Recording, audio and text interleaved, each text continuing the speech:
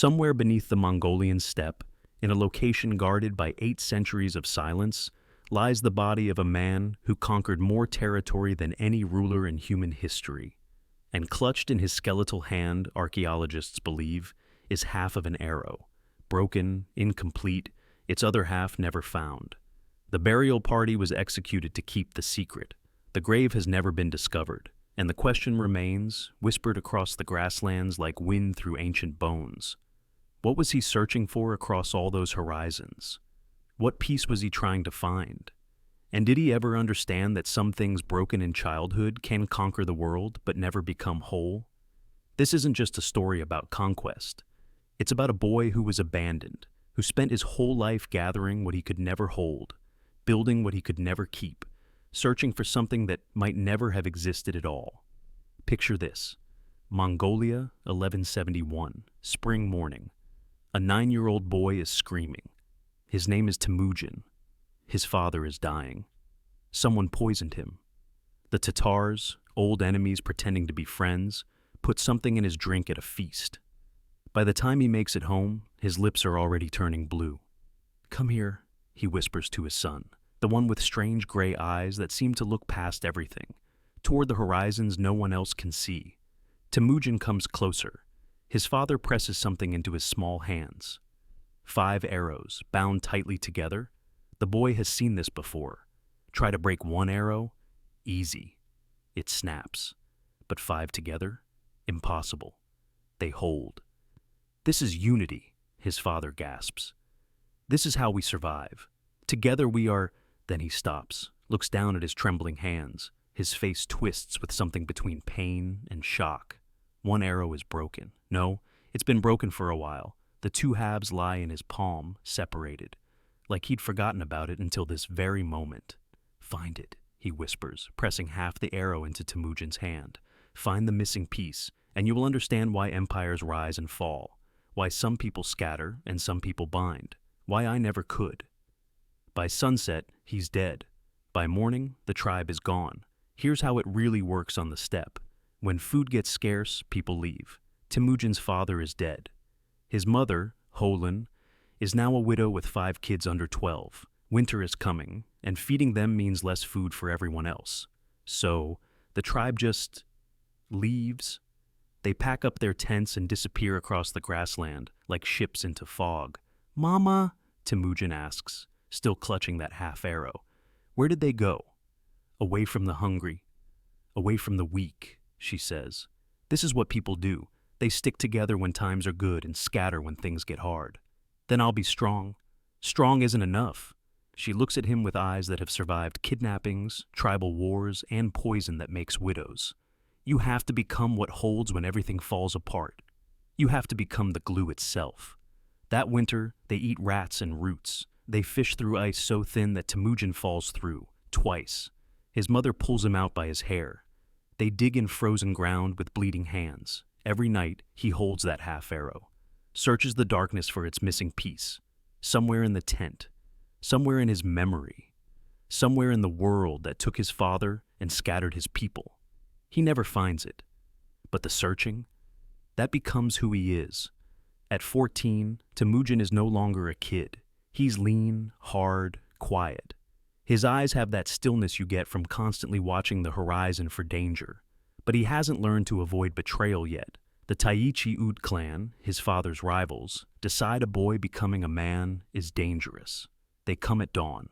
6 warriors. They take him without ceremony. They lock a wooden collar around his neck. Heavy. Can't feed himself. Can't lie down. Can't do anything except shuffle forward like an animal. "This is what happens to orphans," one warrior says. Not mean, just stating a fact. "You'll serve us until you forget you were ever anything else." But Temujin's fingers find the half arrow hidden in his clothes. They took everything. His knife, his boots, his dignity. But not this. Not the question his father left him. 6 months of this. Carrying water, tending horses.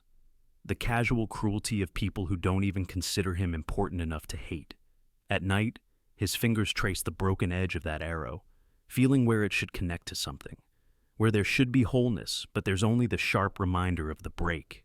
Then one night, during a feast when the guards are drunk, an old woman appears in the darkness. She sees him, not as livestock, not as nothing. She sees something else. "Go," she whispers, unlocking the collar. "While they're drunk, run toward the river." Why? "Because I had a son once, and no one helped him when he needed it." She presses water into his hands. "Now go." He runs, through the dark grassland, until his lungs are on fire, until he collapses in the reeds by the river. The half arrow is still pressed against his chest, still incomplete. But something has changed.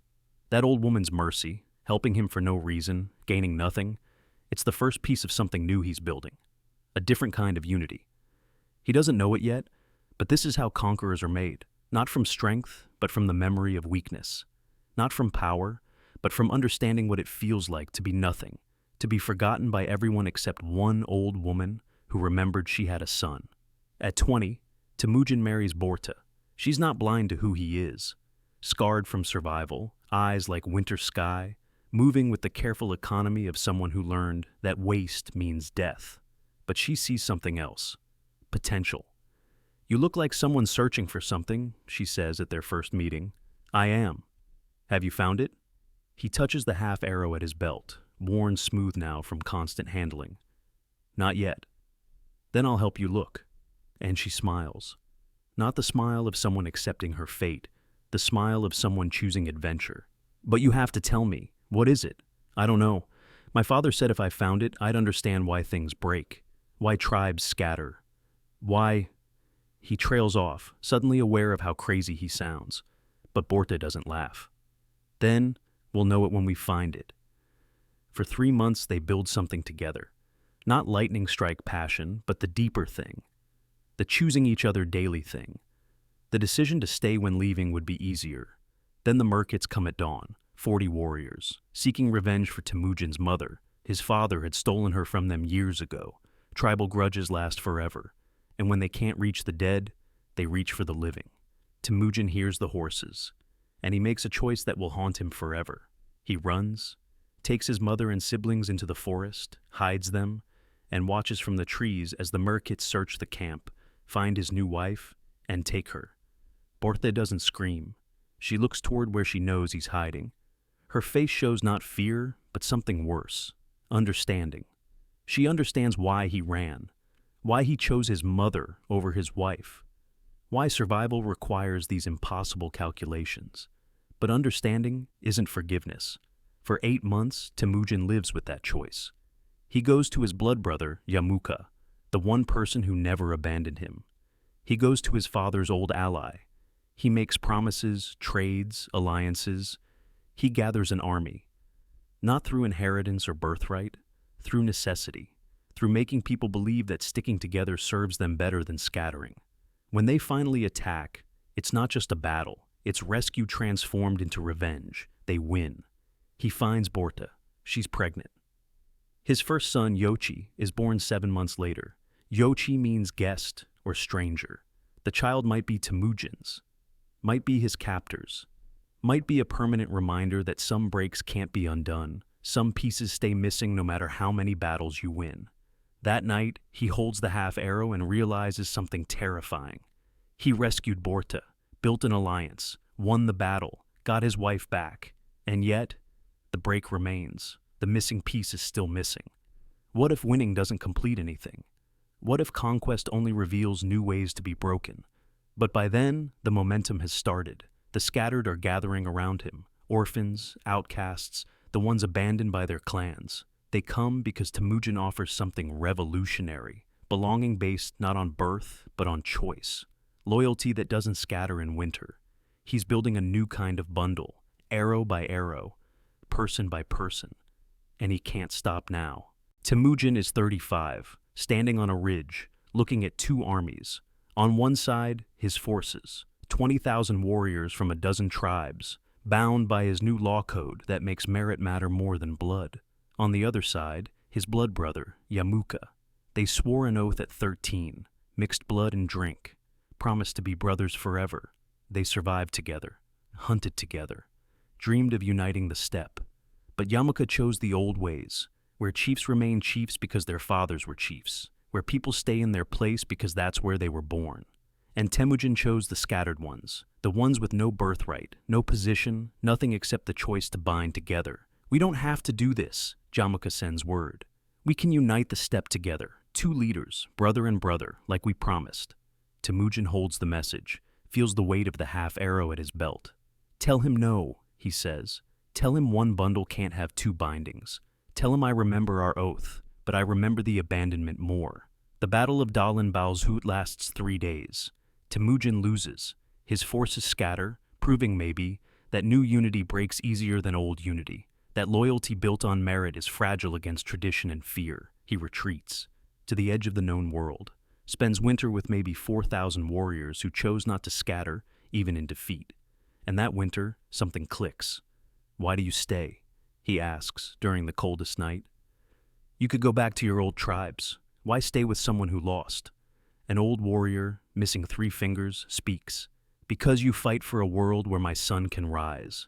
Jamukha fights for a world where my son knows his place and stays in it. Scattered is what we were, bound is what we choose. Temujin touches the half arrow and understands something terrible and wonderful. The missing piece isn't out there. The missing piece is the choice to keep searching, the decision to keep binding even when everything proves binding is temporary, that all bundles eventually scatter. But that choice? That's something. And maybe it's enough. It takes 11 years of battles. Tribes absorbed, alliances built and betrayed and rebuilt. 11 years of Börte growing older beside him. Their children growing up, knowing their father more as legend than parent. Finally, in 1206, every Mongol tribe gathers. 78,000 tents spread across the grassland like a temporary city.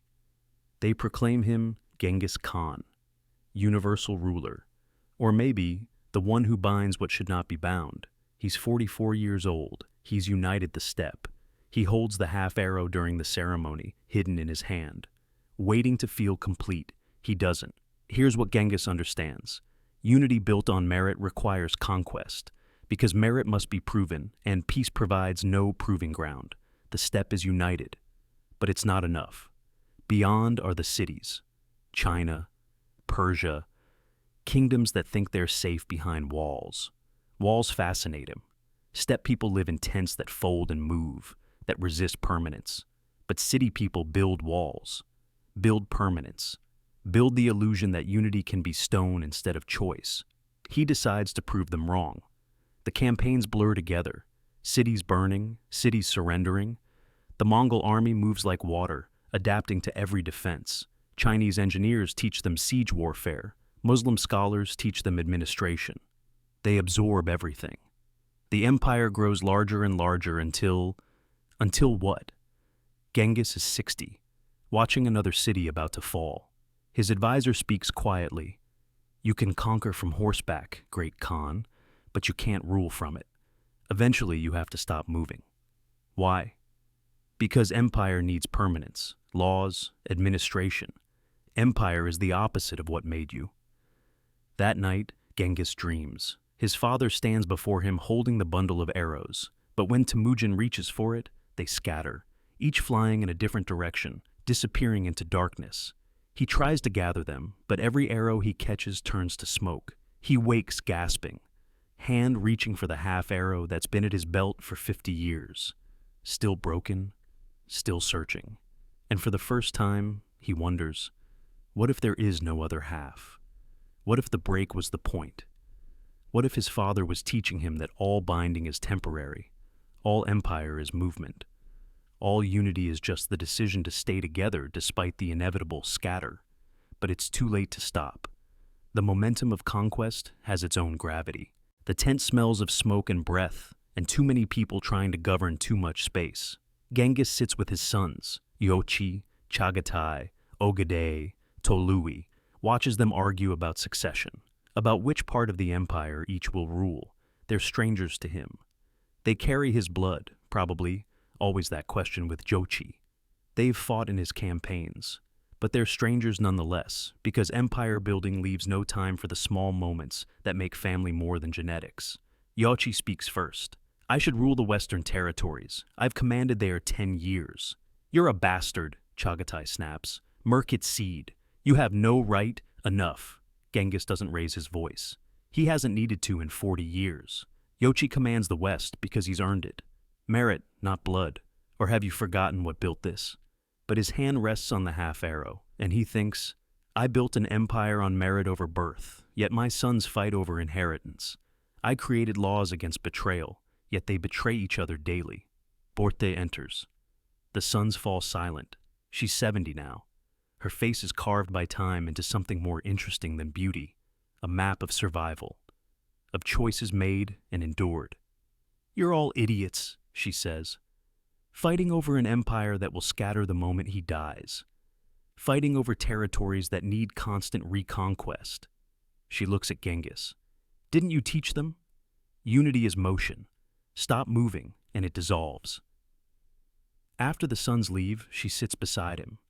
They don't touch, past that, or evolved beyond it into something stranger. The intimacy of two people who survived each other's survival. Do you remember what you were searching for? She asks. He turns the half arrow in the firelight. My father said if I found it, I'd understand why empires rise and fall. And do you? I understand that I built the largest empire in history, united tribes that scattered for centuries, that my name will be remembered. He pauses. But no, I don't understand why the more I bind, the more scattered I feel, why conquering the world feels like constantly losing something I can't name. Börte is quiet. Then, maybe the broken arrow was never meant to be fixed. Maybe your father was teaching you that empires are just fragments pretending to be whole, moving forward so fast that no one notices the missing pieces. Word comes at dawn. Yochi is dead. Died 6 months ago in his territory. Disease, they claim. Though his brother's envoy was in the region at the time, Genghis doesn't weep, just sits holding the half arrow, thinking, I united strangers but lost my children. He's 65 when he orders the final campaign, against Western Jie. It's not necessary. The empire is vast enough. But stopping means stillness, and stillness means facing the fact that 56 years of searching hasn't found the missing piece. So he rides. One more campaign, one more horizon. His body protests. Old injuries ache, his hands tremble, vision blurs. But the half arrow rests against his chest, pulling him forward, not toward victory, but toward the perpetual postponement of the question he's afraid to answer. During the siege, his horse stumbles. Nothing dramatic, a loose stone. But he's old, and old men fall differently. He hits the ground, feels something crack inside, tastes blood. They carry him to his tent. Physicians come, his sons gather, smelling succession, hiding calculations behind grief. Only Börte sits beside him without performance, just present, the way she's been for 45 years, not always happy, but always choosing to stay. Did I find it? He asks in the darkness, his voice weak. Find what? I don't remember anymore. He tries to laugh, but coughs instead. I spent my whole life searching, and I've forgotten what for. You understood plenty, Börte says. How to bind what shouldn't be bound, how to make orphans into armies, how to convince scattered tribes that unity served them. She takes his hand. That wasn't nothing. But it wasn't the answer either. Maybe there isn't an answer. Maybe your father knew that. Maybe the broken arrow was teaching you that some questions don't have solutions. Only the search itself. He closes his eyes. Outside, wind moves through the camp, 70,000 warriors, an empire from the Pacific to the Caspian Sea, unity that will last barely 2 generations before scattering. Put the arrow in my grave, he whispers. When I die, bury it with me. Where should we bury you? But she already knows. The steppe, somewhere no one will find. No walls, no monuments. Let me scatter. Let the location be forgotten. He opens his eyes one last time. And Börte, thank you for searching with me, even though we never found it. We found things, she says quietly, just not the thing you thought you were looking for. He dies in August 1227, age 66, having conquered 1/5 of the world's inhabited land. His body is transported back to Mongolia in secret. The burial party, everyone who knows the location, is executed by the escort. The escort is then executed by the imperial guard. Some say he's buried near a sacred mountain. Some say they diverted a river to flow over his tomb. Some say they planted a forest. Some say 1,000 horses trampled the ground until no trace remained. But here's what we know. Somewhere beneath the Mongolian grassland, in a location that stayed secret for 800 years, lies the body of Genghis Khan. And according to those few accounts before the burial party was executed, clutched in his hand is half of an arrow, broken, incomplete. The other half was never found. The missing piece was never physical, never out there on some horizon waiting to be conquered. The missing piece was understanding that empire is motion. That unity is a choice renewed daily. That binding is not a destination, but a direction. His father knew. Yasuge, dying of poison, giving his son a broken arrow and an impossible riddle, teaching the only lesson that matters. Some things stay broken, some searches never end. Some questions are meant to be carried, not answered. And maybe Genghis understood this in the end. Maybe that's why he ordered his grave hidden, because monuments try to be permanent, and he spent his life learning nothing is permanent. All empires scatter. The only honest legacy is to dissolve back into the grassland and wind. 800 years later, wind still moves across that steppe, through grass growing over forgotten graves, through a landscape that's absorbed countless empires and outlasted them all. Scholars search with radar and satellites, but the steppe keeps its secrets. And somewhere in that vast ocean of grass, half an arrow rests in ancient hands, still waiting, still pointing toward horizons that don't exist, still teaching the lesson, empire is a beautiful lie we tell to postpone scattering. Unity is the choice to stay together, despite knowing it won't last. The broken arrow was never meant to be fixed, only carried, questioned, honored as the permanent reminder that wholeness is motion, not arrival. Genghis Khan conquered more territory than anyone before or since. He united the scattered tribes, built an empire from sea to sea, changed the world forever. But he never found the missing piece of the arrow. And maybe that's because the missing piece was never missing at all. Maybe it was always right there in his hand, broken and beautiful, teaching him what we all eventually learn. We're all half arrows searching for completion. All our empires are built on postponed questions. Unity is the courageous choice to bind, despite knowing the binding won't hold. And somewhere beneath the Mongolian steppe, in a grave that refuses to be found, an old warrior's bones hold half an arrow and wait for nothing. The greatest empire ever built wasn't the territory conquered. It was the question carried, the eternal search that makes us human, the broken binding that makes us reach for each other, the missing piece that keeps us moving toward horizons that recede forever, not searching for answers, but for the courage to keep searching. The wind knows, the grass knows, and maybe in the end, that's enough.